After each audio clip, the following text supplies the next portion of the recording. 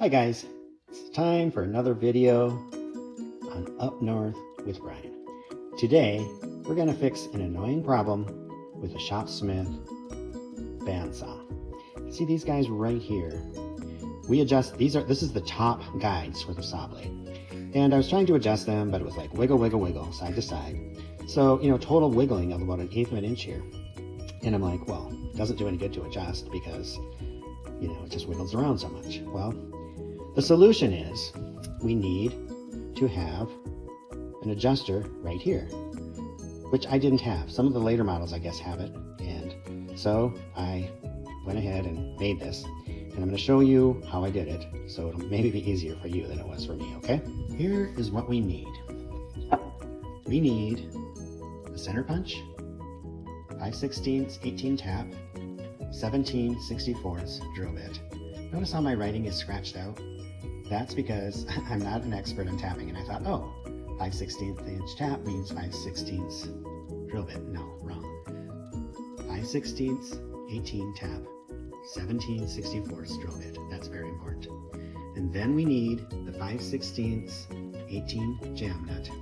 And then this thing, I honestly don't know what it's called, but it's kind of nice because it's 5/16 and this fits the Shopsmith hex wrench, so that's kind of cool.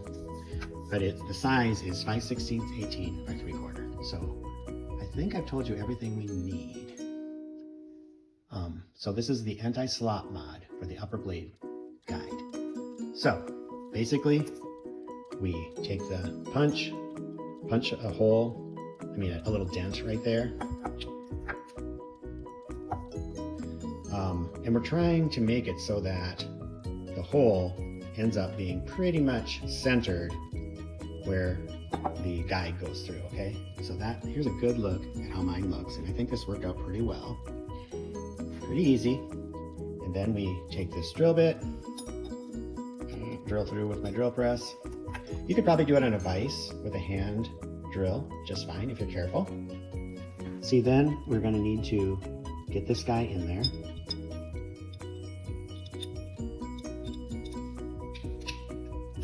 So here's what it looks like from the front. This is what you can see. And this is, wiggly wiggly. So now we go and we tighten that down just enough so it doesn't wiggle, but it can still be moved. That's too tight. See, now I can't even move it hardly. And then we lock it. And life should be good. I'll put it all together and we'll see how it works after I get it all together. All right, talk to you in a bit. Bye. Okay, so here I've got it all together, and it's kind of surprising how little that is sticking out. It's just barely sticking out. And now I can take this. It still slides. A little bit of resistance, but it still slides. And it feels like there's very little wiggle in there. So I'll put it together now, and we'll see how well it works once I get it back together.